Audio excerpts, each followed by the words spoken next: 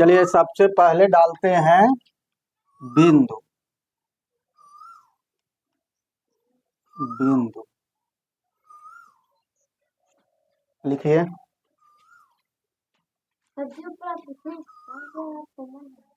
ठीक है। किसी समतल में स्थित, किसी समतल में स्थित, नोट करो। किसी समतल में स्थित वह आकृति, किसी समतल में स्थित वह आकृति जिसकी लंबाई चौड़ाई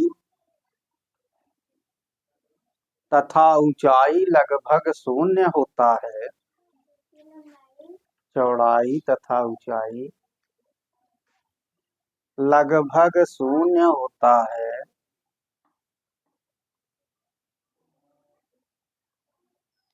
बिंदु कहलाता है। फिर से मिला लीजिए।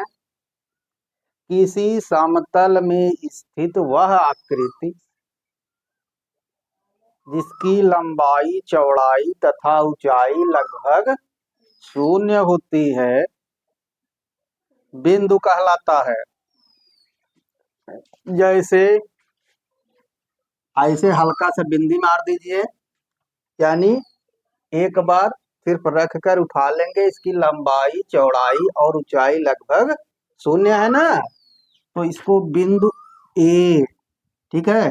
एक और मान लीजिए उसको बिंदु बी, एक और मान लीजिए बिंदु एक्स, ठीक है। कहने का मतलब ऐसी आकृति जिसकी लंबाई और चौड़ाई और ऊंचाई लगभग शून्य होती है, क्या कहलाता है? बिंदु। चलिए दूसरा डालिए, रेखा।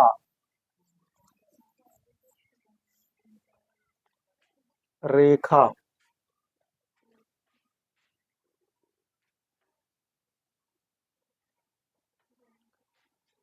लिखते जाओ, ठीक है। थोड़ा जल्दी जल्दी लिखो, थोड़ा गलत भी रहेगा चलेगा, लेकिन लिखो। तो लिखिए, किसी समतल में स्थित वह आकृति,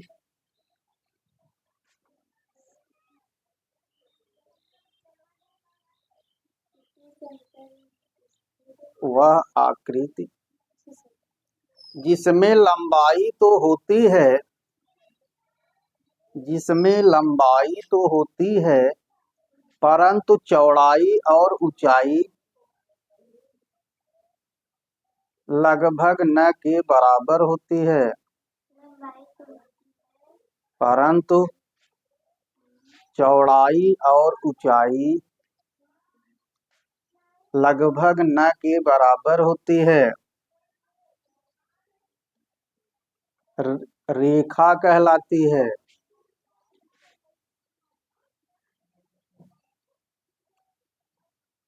ठीक है, एक परिभाषा तो ये हो गया। दूसरा एक और लिख लो नीचे अथवा करके, ठीक है। दोनों में से कोई भी लिखोगे चलेगा। अथवा करके लिखिए। किसी समतल में स्थित उन असंख्य बिंदुओं के समूह को, किसी समतल में स्थित उन असंख्य बिंदुओं के समूह को रेखा कहते हैं। असंख्य बिंदुओं के समूह को रेखा कहते हैं, जो एक ही सीध में स्थित होते हैं, जो एक ही सीध में स्थित होते हैं, स्थित होते हैं।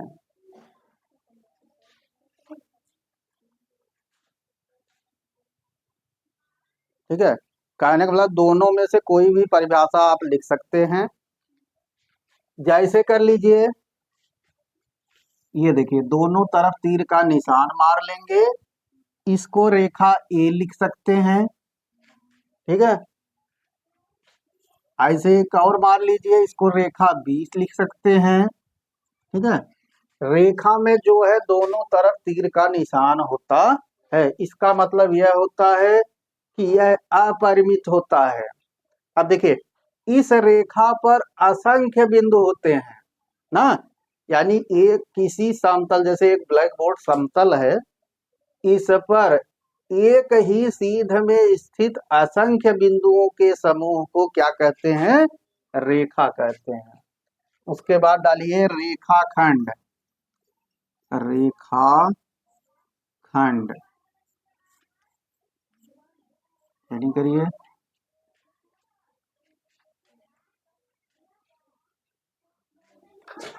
रेखा पर स्थित किन्हीं दो बिंदुओं के बीच के भाग को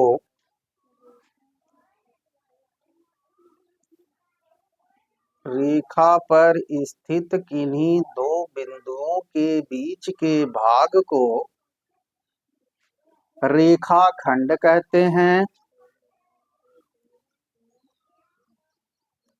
रेखाखंड कहते हैं।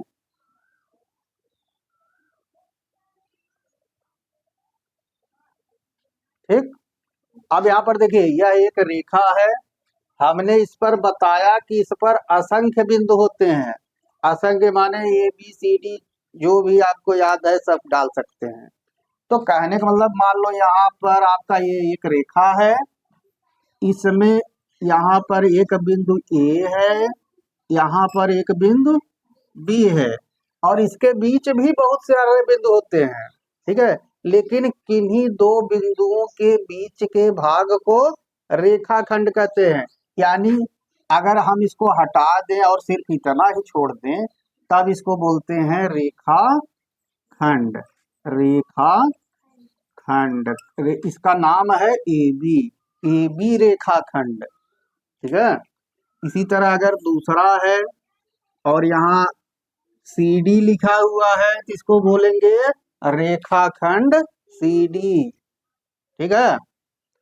चलिए, रेखाखंड के बाद आपका आता है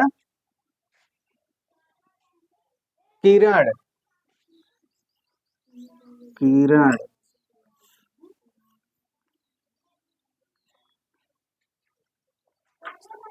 तो लिखिए, किसी एक निश्चित बिंदु से निकलने वाली, किसी एक निश्चित बिंदु से निकलने वाली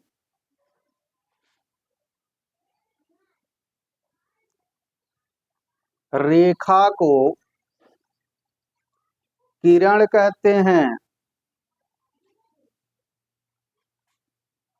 किसी एक निश्चित बिंदु से निकलने वाली रेखा को किरण कहते हैं। अब देखिए, किसी निश्चित बिंदु, यहाँ पर देखिए, मान लो यह बिंदु ए है, यहाँ से वैसे तो हजारों किरणें निकल सकती हैं। मान लो ये कई किरणें निकल रही हैं, तो इस किरण का नाम हमने ए डाल दिया। ए नहीं, ये तो यहाँ से निकला है, यहाँ बी डाल सकते हैं, यहाँ सी डाल सकते हैं। यानी ये इसका निगमन बिंदु है, और ये रेखा का नाम ए बी और ए सी। लेकिन इसमें एक तरफ तीर का निशान होता है। ठीक है। जैसे देखिए, किसी बल्ब से जो प्रकाश निकलता है उसे हम क्या बोलते हैं? किरण। ठीक है। सूर्य से जो प्रकाश आता है वो किरण के रूप में ही आता है। ठीक है। अब आगे डालिए कोण। कोण, कोण किसे कहते हैं? तो लिखिए, किसी एक बिंदु से निकलने वाली दो किरणों के बीच के झुकाव को, किसी एक बिंदु से निकलने वाली किन्हीं दो किरणों के बीच के झुकाव को कोण कहते हैं। कोण कहते हैं। अब यहां से देखिए, मान लो यह एक बिंदु है, जैसे यहाँ पर निकला है, मान लो यहाँ से दो किरणें निकल गई, तो इनके बीच के ये झुकाव को, ठीक है, कोण कहते हैं। तो ये झुकाव जो है 360 भागों में, अगर हम पूरे कोण की बात करें, संपूर्ण कोण कितने अंश का होता है? 360 ही अंश का। ठीक है, तो 360 का अगर आधा कर देंगे तो यहाँ तक 180 हो गया, यानी यहाँ से 180, इधर भी 180, और इसका अगर हाफ कर देंगे तो ये 90-90 में बट गया। तो यानी एक कोण जो है 90 का ऐसे होता है, 180 का बनाना है तो सीधा बनेगा, 270 का बनाना है तो ऐसे, माने 2/3 एक 3/4 ना, 3 इधर रहेगा और 1 इधर रहेगा, और इसी तरह संपूर्ण 360 अंश का हो जाता है। ठीक है, तो चलिए कोण के बारे में हो गया। अब डालिए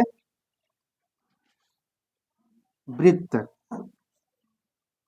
वृत्त के बारे में भी जानते हैं ना, वृत्त।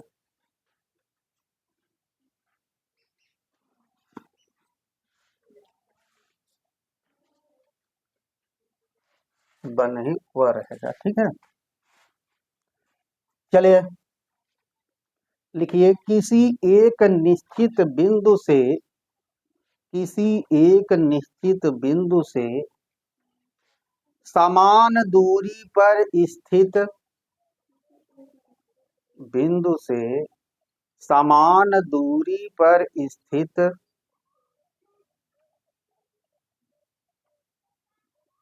समस्त बिंदुओं से बनी आकृति, समस्त बिंदुओं से बनी आकृति वृत्त कहलाती है, वृत्त कहलाती है।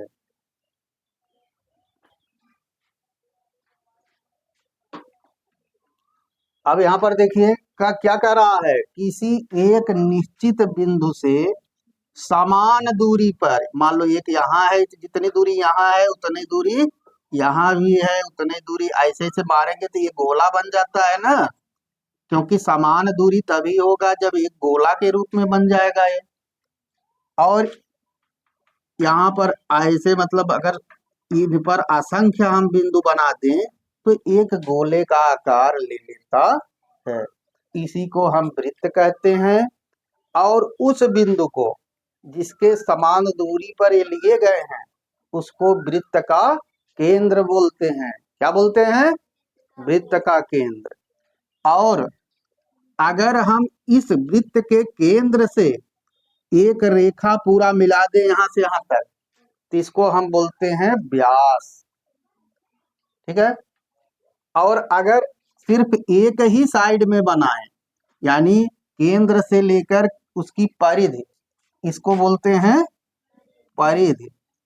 तो वृत्त के केंद्र से परिधि को मिलाने वाली रेखा को त्रिज्या कहते हैं। ठीक है, चलिए इतना आप लोग लिखकर रट डालिए। ठीक है, बाकी आगे जो कोर्स में आएगा फिर बताया जाएगा और लिखा